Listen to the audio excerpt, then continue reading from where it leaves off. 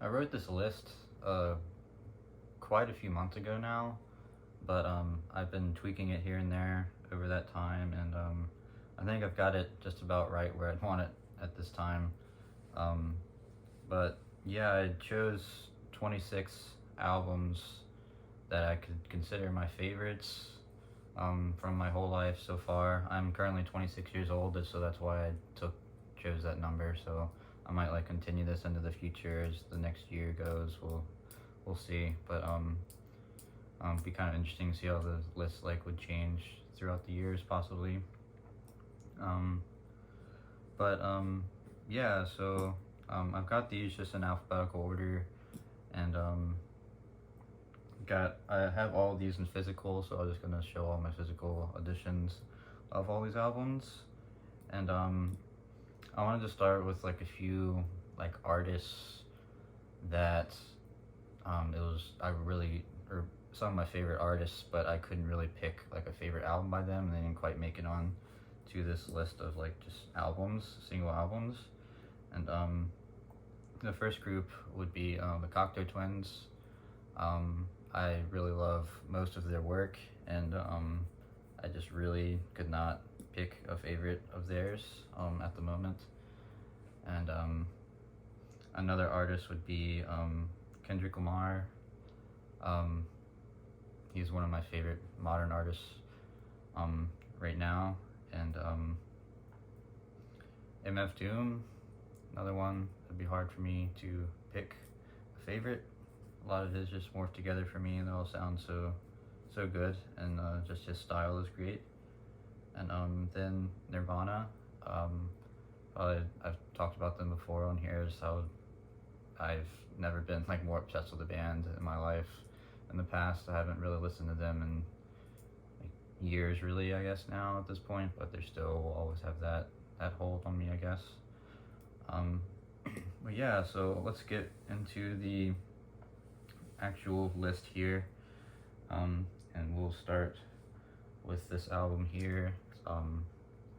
Artificial Brain, Labyrinth, Constellation. This is their first album. This is a band actually based here in Richmond now. They used to be based out of New York for years, and it was pretty exciting. Actually, met one of the band members at a local grocery store recently.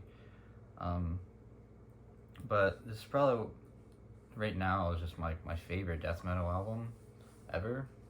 I'd say. I just love how technical and intense it is, and it has a kind of black metal approach to it as well, to an extent.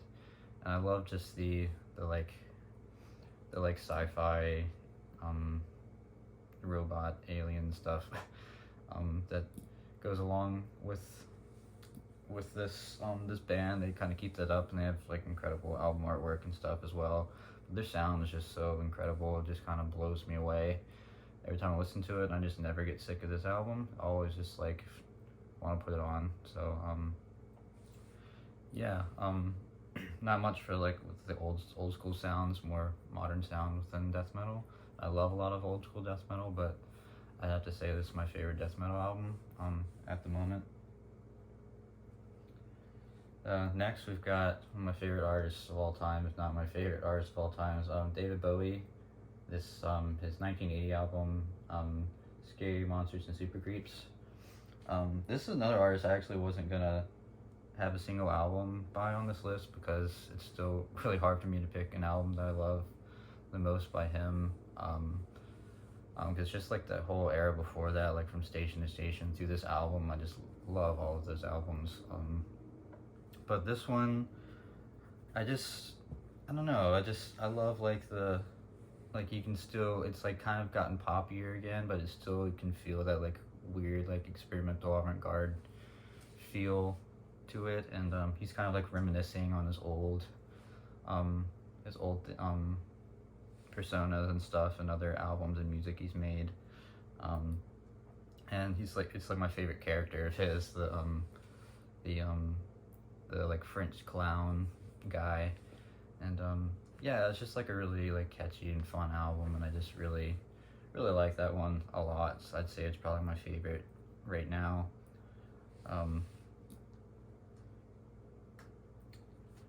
Next, I've got Burzum Philosophum, um, the album that got me into black metal, and I just, I just really have found it hard to find an album that really compares to that one. Um, just the sound that he created, the atmosphere he created, the vocals, um, and just the distorted guitar sound and the drums and the ambient aspects of it are just incredible. He just completely nailed it on that album, and I'll always be grateful for that album. I just love the sound it created, and it got me into one of my favorite genres of music, and always cherish the time when I found that album, I guess. So yeah. Next, I've got kind of two copies of this album. This Charlie XCX Pop 2. This is technically a mixtape, but yeah, I've got the LP that she released recently, and then I made a little CDR of it as well. This is just, when I want to listen to pop music, I just want to listen to Charlie. She's just my favorite pop artist ever, and this is another, it'd be hard for me to pick an album by her, but this one is standing out for me at this time. It has one of my favorite songs ever on it called Tears, and just the feel of this album, she just brings this experimentation and this hyper pop feel to certain songs, and just does it so well. And she's just, I don't know, she's just an incredible pop artist. I just really get excited about her music. I'm excited to see what she does in the future. Yeah. Next we have The Cure, Pornography. It's their fourth album. Came out in 1982. There's just the atmosphere of that album is just so incredible too. It's just somewhat feels like a fever dream at times. And it's just, I love post-punk, dark wave goth stuff. I just the sound that it creates, and The Cure just did such a great job with it. And were just one of the pioneers of the genre. And they just really killed it on this album. It's just their last real dark album until Disintegration, and but I still think this is one of their darkest albums. And I love it a lot. Next we have Death Grips, The Money Store. I have never heard anything like this album. It is so unique, and I don't know, it's just the sound that it creates, the depth of the sound, and just how out there and crazy it can be. It took me a while to get into that album when I first started listening to it and being interested in it. But it just really hit me a few years ago. It's just wow, this is incredible, and I still feel that way every time I listen to it. It just there's something I haven't quite heard in the depth of the production, and just kind of blows me away. But yeah, it got me into more experimental hip hop in a way, and that album's just incredible. I mean, it's a gateway for a lot of people into that, but it's just a very, very unique album. Next, I've got another. I have two copies of this album. This is an album by an artist named Desire. It's called 2II. You kind of see on the back here. I found this album when I watched this movie called Drive back in high school, and one of my friends kind of showed it to me, and the music in that on that album just really just blew me away. But there's a song called Under Your Spell by Desire that's on this album, that I considered like my soul music back in the day, and that song still just hits just incredibly. It's like this it kind of has like a dark wave feel to it, but has like kind of like this like clubby sounds on different parts, but it's a dark kind of, I don't know how to really explain it. Definitely kind of Sen Pop, and but it's just, I just love this album so much, and especially that song Under Your Spell. That song will always have a intense feelings in my body, I guess. I love that song. But yeah, I've listened to this album a ton, and kind of definitely very underrated. People never talk about this album, and I think they should. Um, Next, I've got Foo Fighters, One by One. Um, this is a group I've been into for a long time. One of the first like music groups I've ever really been into. When I was a kid, my dad kind of showed them to me. Mostly was like their greatest hits album and stuff. I But this album, like, I love all the greatest hits and stuff. Everlong's one of the best songs of all time. But this is like the only album like I really like that much as a whole. I just love every song on this album. I mean, it has hits like Times Like These and um, All My Life and stuff on it. But this whole album, I just really, when I go back to it, when I went back to it like years ago, I just realize I like every song on it, and I can't say that about their other albums. But yeah, Foo Fighters is a special band for me. But I actually excited. I got tickets to go see them next year. I've been wanting to see them for a long time, and I'm hoping to take my dad with me. So it'll be kind of special for me to do that. Next is Green Day, American Idiot. Just seeing this cover like always still like excites me for some reason. Cause like I think I was in like third grade, and I think this is like the first like album I ever really got into myself. Like I remember going to the store and buying it. It was one of the first CDs I ever had, and it just has that feel to me. I just always like, people hate on it, but I still love it. It just has that sound that just brings me back to that time, and just it's catchy and fun, and yeah, it's just a nostalgic album, I guess, in a way. So this will always be there. Next we have Him, the Razor Blade Romance. Another one of the catchiest albums I've ever heard in my life. I just absolutely, I can like always listen to this and just like it'll always make me feel good. I just love the sound of it, and it's such a good feel to it as well. It's kind of nostalgic for me as well. Next we have The Human League, Dare. This is the album that really makes me want to dance. When I put it on, I always want to dance, especially to a specific few songs. Just a great 80s like synth pop album that I love. My dad kind of introduced me to them too. We talked about them because he was the 80s. He was like getting out of high school in the 80s and stuff, going through high school in the 80s, and in college in the late 80s. But yeah, this album's just really, really great and fun. I really enjoy it every time I listen to it. Stands out to me.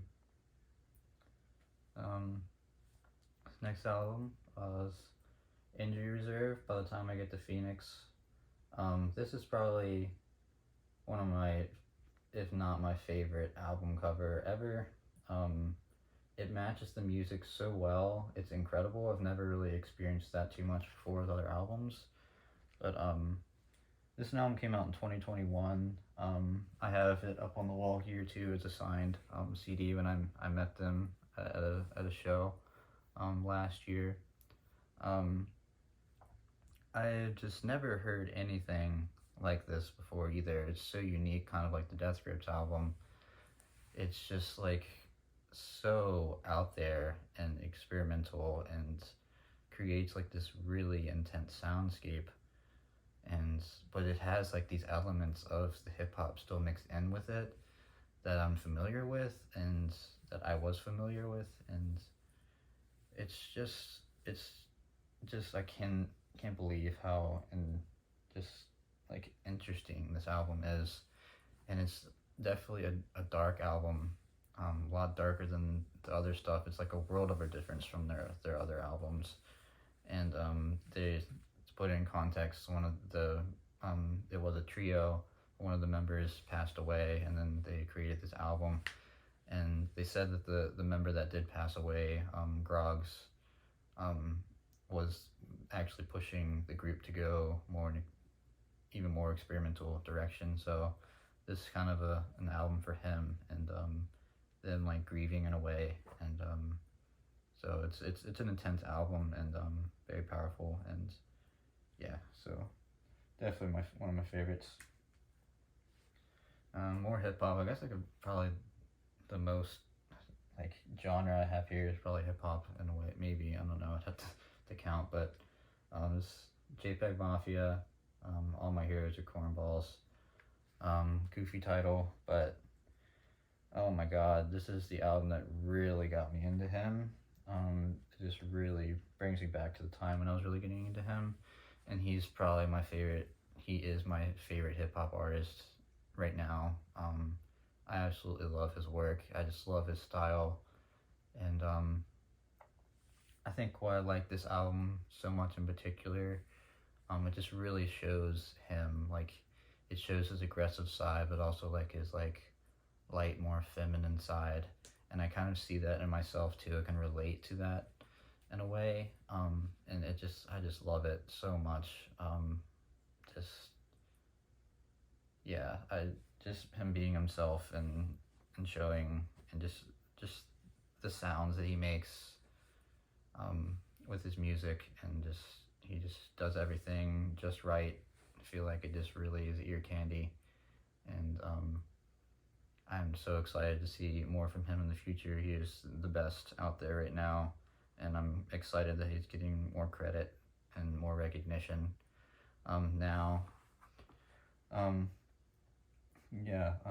Next is Metallica and Justice for All.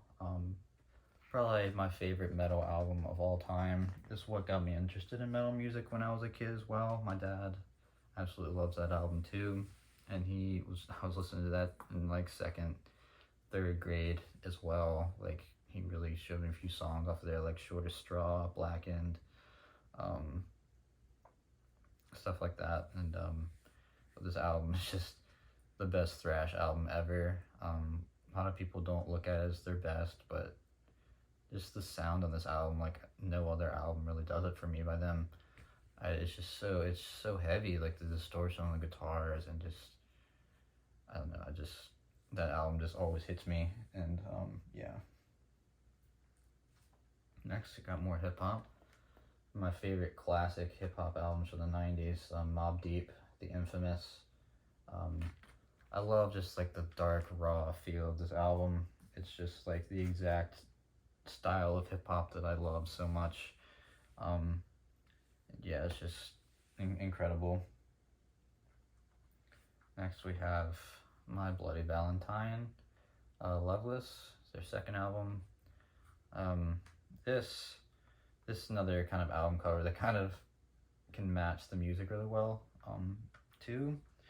Um, but shoegaze, kind of the pioneers of the shoegaze genre, and that's just another like why I love that genre so much. It's just the atmosphere. Like I love when music creates such an atmosphere, like this like kind of confusing, weird, hazy atmosphere. Like especially on that, it's just like which is why people started morphing shoegaze and black metal together, because they kind of share that atmosphere that they create.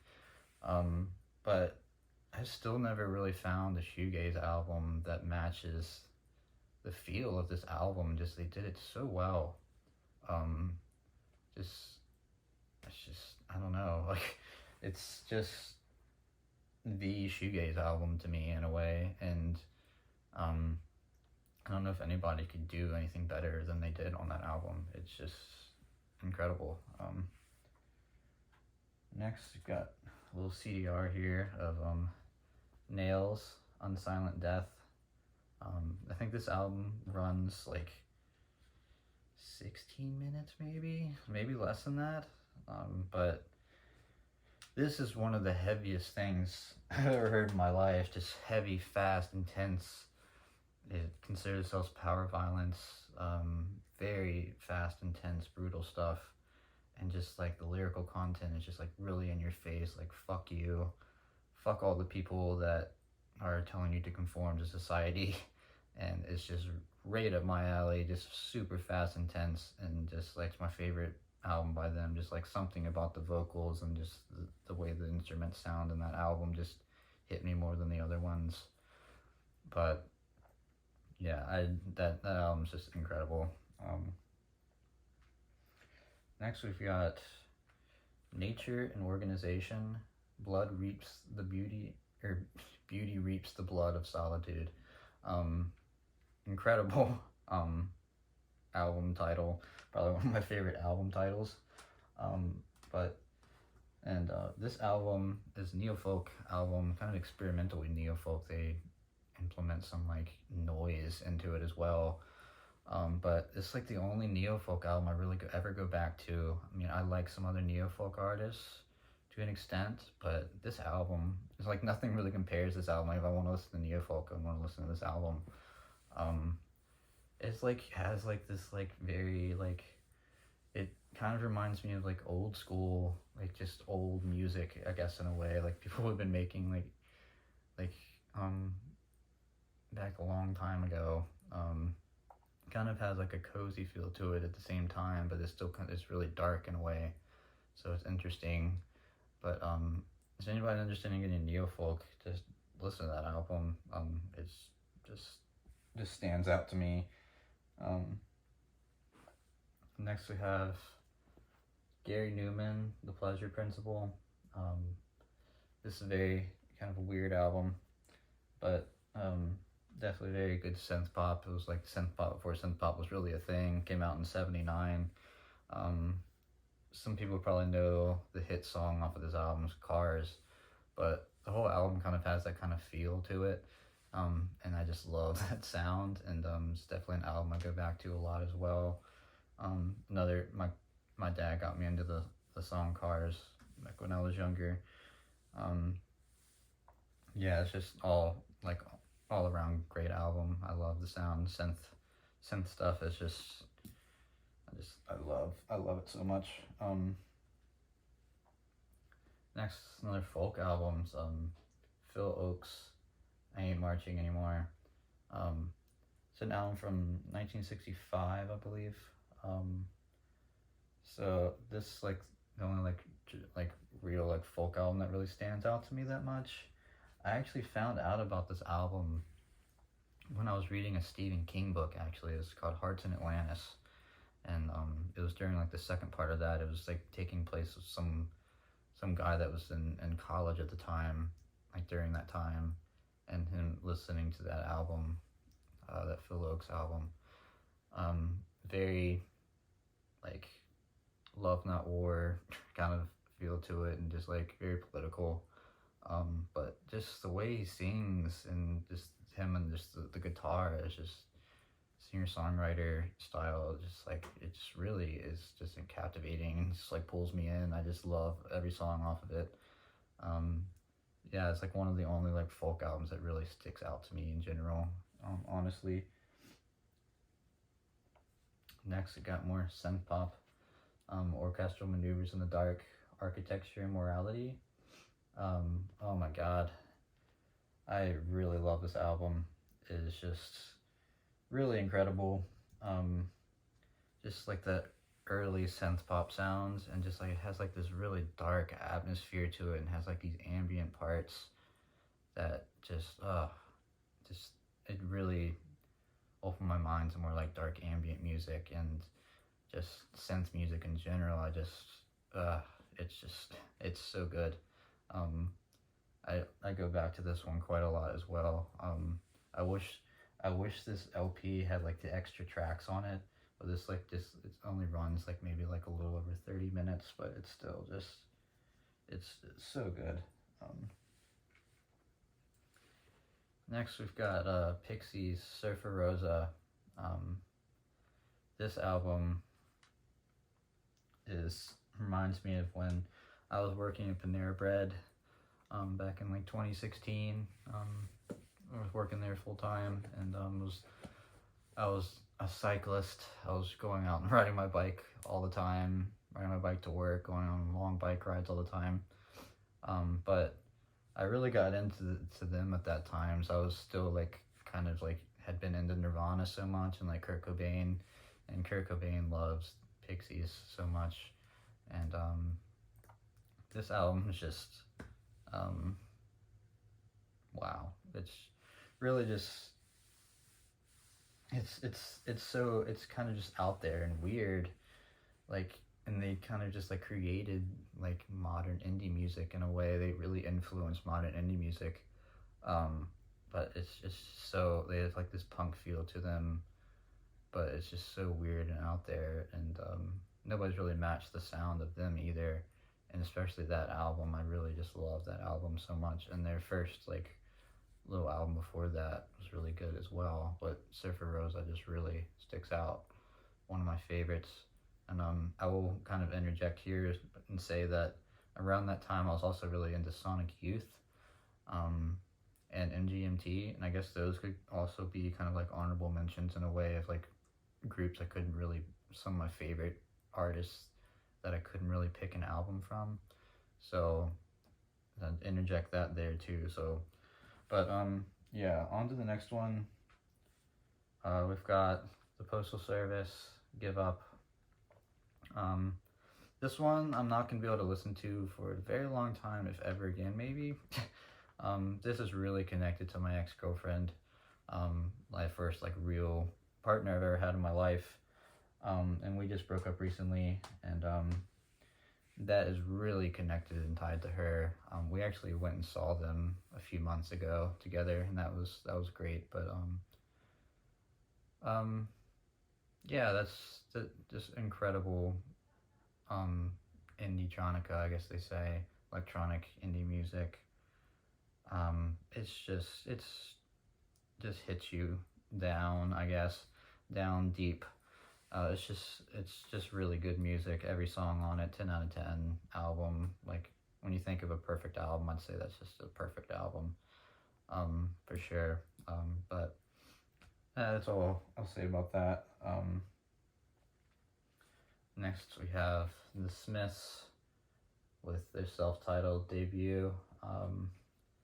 Oh my God, like this group is just those 4 albums they made, and just like all the music that they made as the Smiths are just, it's just so incredible. But this album really sticks out as my favorite. It's because it was the first one I ever listened to, and just like it just seemed just so much catchier and more fun to me than the other ones.